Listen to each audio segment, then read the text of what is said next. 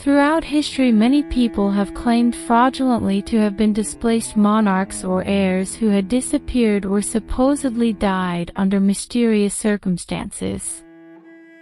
Following the execution of the Russian imperial family, the House of Romanov, at the hands of a firing squad on the 17th of July 1918, several impostors began to appear in public, coming forward claiming to have survived this execution. As the last ruling dynasty of Russia, the brutal demise of the House of Romanov marked the end of an era. However, what followed was a swirling tide of rumors and claims regarding impostors who purported to be survivors. The descendants of some of these impostors continued to seek the return of their so-called legal name or even the Russian imperial crown itself. According to various calculations, there have been around 230 impostors in the world who have enjoyed a degree of success among their believers.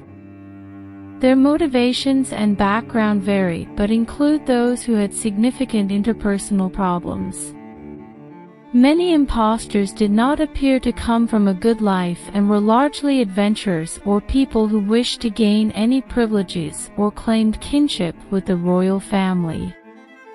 In July 1991, the bodies of 5 family members were exhumed. After forensic examination and DNA identification, the bodies were laid to rest with state honors in the St. Catherine Chapel of the Peter and Paul Cathedral in St. Petersburg, where most other Russian monarchs since Peter the Great lie. In 2007, the last 2 missing bodies were discovered, finally putting the imperial family to rest. In this video, we will be exploring the life of an impostor who was much different to any of the previous impostors we have covered thus far, who claimed not to be one of the murdered imperial children, but instead claimed to be the long-lost 5th daughter of Russian Emperor Nicholas II and the Empress Consort Alexandra, hidden from the world and left in the care of a couple who lived in the Netherlands, supposedly living the life of a secret princess. This is the story of Suzanna de Graaff, or as she claimed, Princess Alexandra.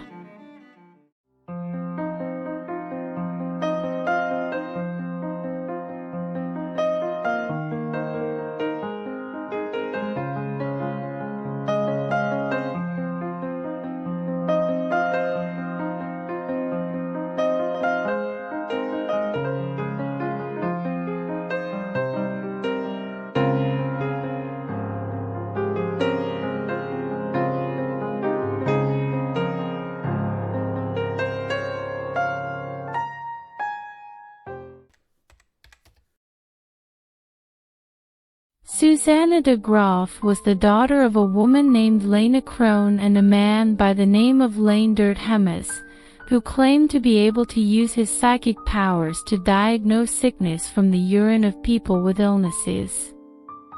De Graaff married twice during her lifetime and had 1 child from her first marriage to a man named Anton Wielden, whom she later divorced, as well as twin daughters from her second marriage to a man named Jan de Graaff. Unlike other impostors, who claimed to be the Grand Duchesses Olga, Tatiana, Maria or Anastasia, as well as Alexei, the heir to the throne, de Graaff crafted a unique identity for herself as a long-lost daughter of the Emperor Nicholas II and the Empress Consort Alexandra. Prior to DNA testing, such a strategy made it difficult for anyone to immediately disprove her claim, as there was no one in the imperial family circles with any recollection of her. This prevented a scenario such as that experienced by the aforementioned Alexei impostor Alexei Putsito, who had the misfortune to encounter the real Alexei's former French tutor Pierre Gilliard, who exposed him as a fraud. De Graaff, who would later call herself Princess Alexandra, claimed that she had actually been born in 1903, the year that the Empress Consort Alexandra supposedly experienced either a false pregnancy or a miscarriage. According to letters and diary entries from members of the Romanov family that were later published, the Empress Consort Alexandra did not give birth to a child in the year 1903. However, de Graaff claimed that because Nicholas and Alexandra already had 4 daughters and there was pressure upon them to produce a male heir to the throne, they decided to place their supposed 5th daughter with adoptive parents. A doctor and holy man at the Russian imperial court by the name of Nikolaevna Philippe, who was originally from Lyon in France, had supposedly made the arrangement for the baby to go to Leendert Hemmes. De Graaff's claims were seen as plausible by some because Philippe was supposedly hired by the Romanovs at a time when they were desperate for a male heir, pursuant to claims that he had made that he had the ability to influence the gender of children at an early stage of pregnancy. Accordingly, when the 5th girl, later to become de Graaff, was supposedly born on the 1st of September 1903, Philippe had motive to conceal the child and claim that the Empress Consort Alexandra had not in fact been pregnant. Her pregnancy had been previously reported in the European press. In 1905, several months after the August 1904 birth of the son and heir Alexei, Philippe returned to France a wealthy man, having been generously compensated by the Romanov family.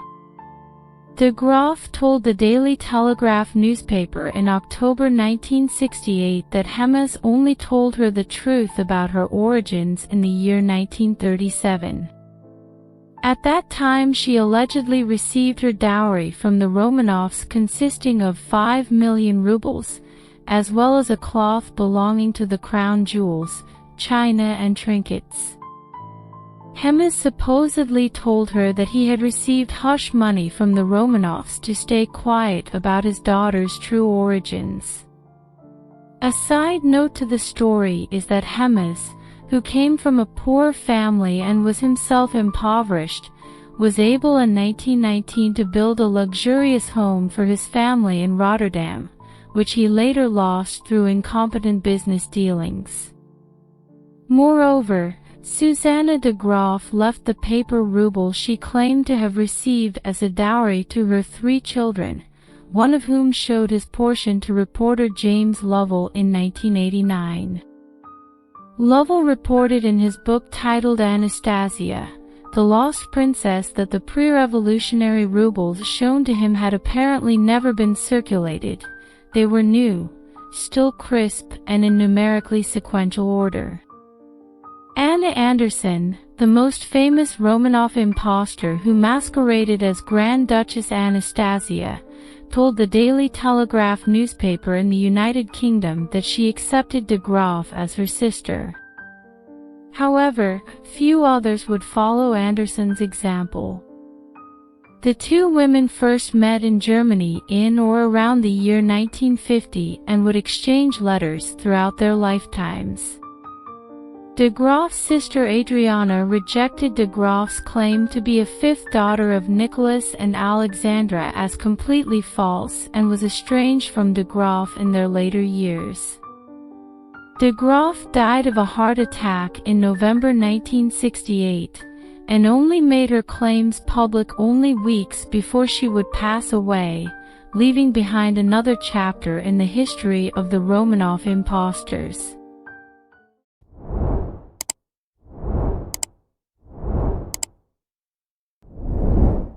Thank you for watching this video. If you enjoy the content we produce here at Heart for History, please like and subscribe. And please feel free to leave a comment, as your feedback is greatly appreciated. Thanks again, and we'll see you again soon.